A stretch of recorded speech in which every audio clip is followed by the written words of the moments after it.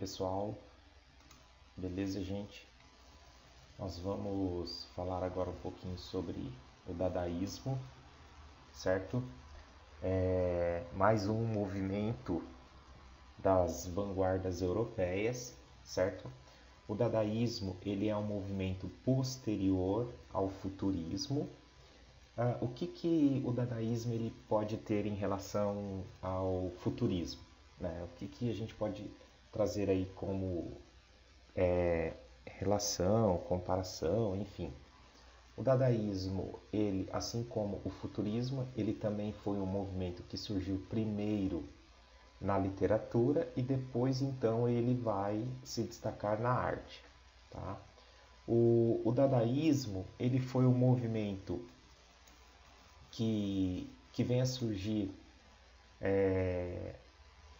em Zurique, na Suíça, tá? Por volta dos anos de 1916. E o que está acontecendo neste exato momento, né? A Primeira Guerra Mundial, tá? Que vai de 1914 a mais ou menos 1918 ali.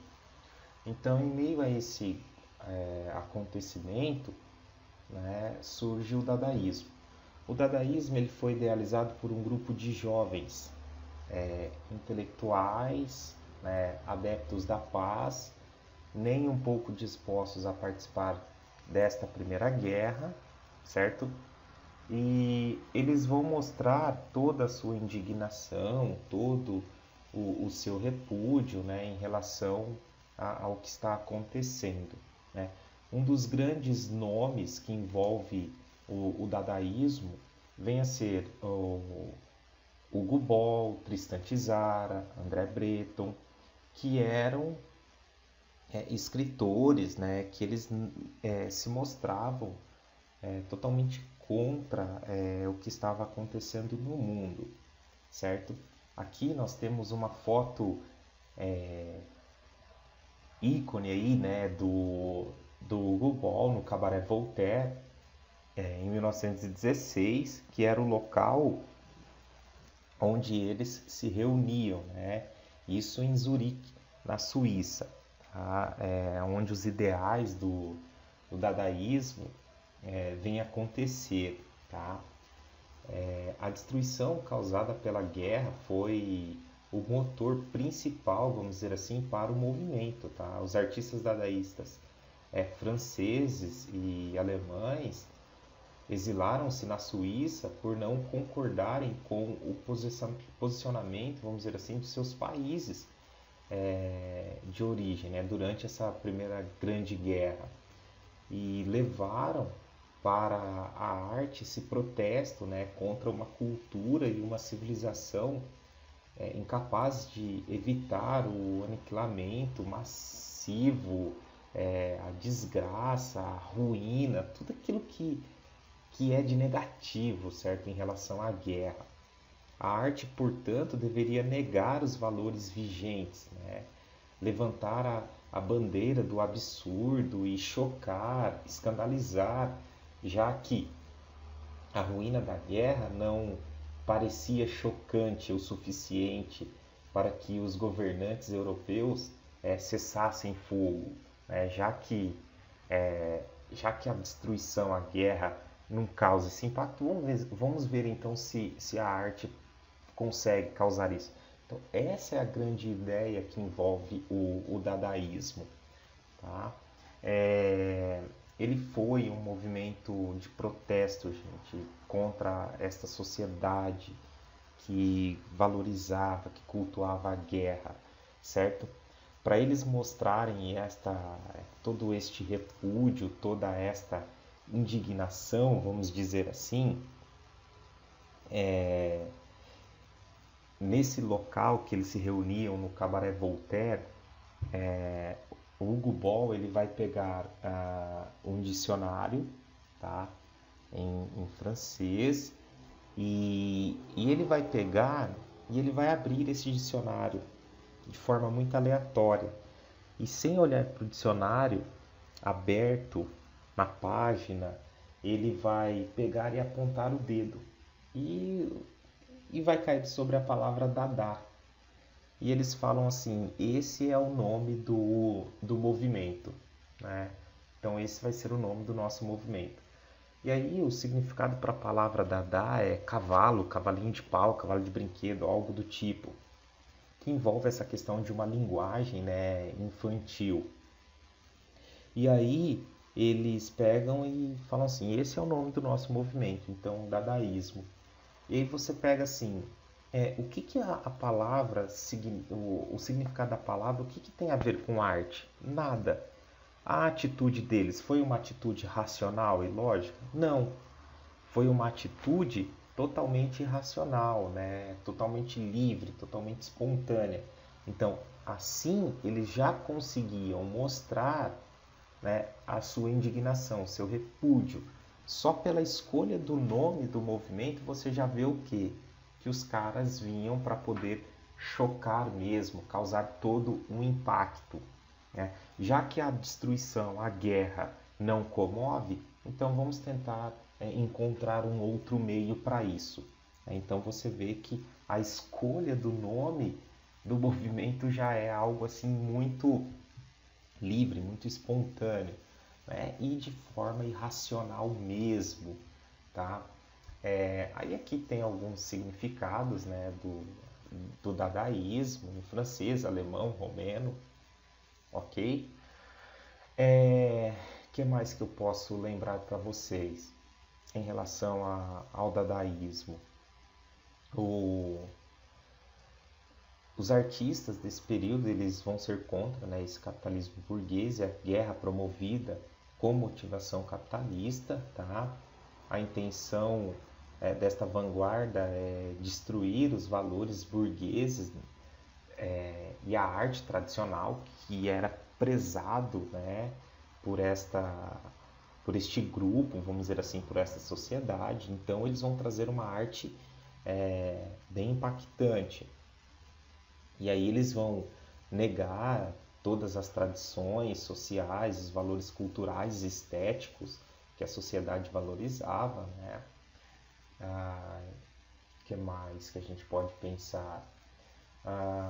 Dos principais nomes deste movimento, né? Então Tristan Tzara, o Gubol, o André Breton, o Marcel Duchamp, né? O Marcel Duchamp vai ser um dos grandes nomes da arte, né? Onde ele vai apresentar a anti-arte, né? O que seria a anti-arte?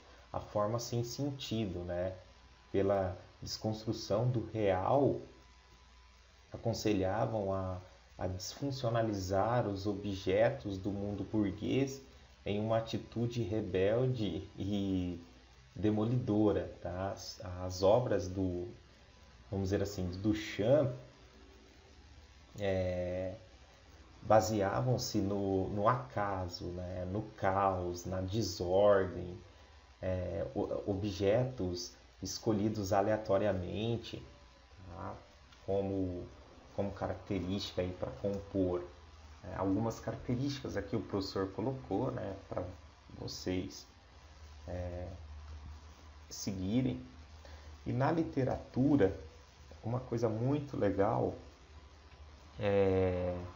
vai ser o poema do Tristan Tzara, porque é um movimento que surge primeiro, então, na literatura, e através da poesia já mostra, né, como eles vinham propondo. Ele falava assim, ó, pegue um jornal, pegue a tesoura e escolha no jornal um artigo do tamanho que você deseja dar ao seu poema, recorte o artigo, recorte em seguida com atenção algumas palavras que formam esse artigo e meta-as num saco, né? Agite suavemente, tire em seguida cada pedaço um após o outro, copie conscienciosamente na ordem em que elas vão sendo tiradas do saco.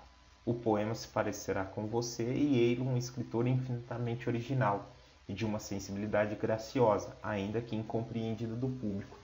E aí eles pegavam estes poemas, né, sem nexo, sem sentido, totalmente trazendo o caos e invadiam locais, igrejas e começavam a declamar estes poemas e enquanto um declamava, outras pessoas iam correndo, né, passando pelo público, gritando, enfim, trazendo para nós as primeiras manifestações, vamos dizer assim, de happening. As primeiras ideias de happening que nós vamos encontrar na contemporaneidade já vinha surgindo ali no dadaísmo. Tá? Esse cara é o Marcel Duchamp, que o professor falou para vocês, né? Um dos grandes ícones da arte. Ele vai ser o criador dos handmaids. Os handmaids são objetos do cotidiano, tá? Que ele vai trazer para o âmbito da arte. E aí estes handmaids eles vão perder a sua função, tá? Eles perdem toda a sua proposta, tá? Um dos grandes trabalhos dele, né, que é bem impactante, é esse daqui, ó. Quando você olha, você fala assim, pô, professor, como que eu posso considerar isso como arte? Aqui o que nós temos que levar em consideração não é o trabalho em si. O trabalho em si para eles é de menos. O que importa é a atitude, é o conceito, é a ideia que ele está tendo. Né? Onde você pega uma sociedade, início do século XX, que estava acostumada a grandes obras, a grandes trabalhos, né, de artistas renomados, e aí você via esses trabalhos em galerias, né, em museus e tal. E aí você começa a se deparar com esse tipo de arte dentro dos museus, dentro das galerias. Então o impacto, o choque era muito grande. Então era isso que eles queriam, né, causar, todo este impacto, todo este choque, né, na sociedade. Olha só, né, onde ele pega a imagem da Mona Lisa, né, e ele coloca um bigode, ele coloca um cavanhaque. Né, então é algo assim bem forte. Na fotografia, né, nós temos Man Ray, ele além de pintor, né, cineasta, esse cara foi um dos grandes fotógrafos aí do dadaísmo, tá? Então é um movimento, gente, que nós temos que pensar que é um movimento de protesto, tá? Contra toda uma sociedade, certo? Que vem cultuando, que vem valorizando, né, vamos dizer assim, a guerra. E para eles, já que a guerra não trazia todo um impacto, né, não chocava, a destruição não choca, mas espera aí, vamos tentar, vamos encontrar um outro meio. E aí eles vão então usar a arte como uma ferramenta, né, de protesto, né, contra tudo aquilo que está acontecendo. Então o dadaísmo é como se ele fosse uma oposição ao futurismo, né? Ele é um movimento posterior e o dadaísmo ele é um movimento que, por ele trabalhar com essa questão de atitudes do inconsciente, como na escolha do nome do movimento, naquela poesia de você recortar palavras aleatórias, jogar dentro de um saco e você ir sorteando essas palavras. Então, essas atitudes anunciavam as ideias do movimento posterior que vem a ser o surrealismo, ok?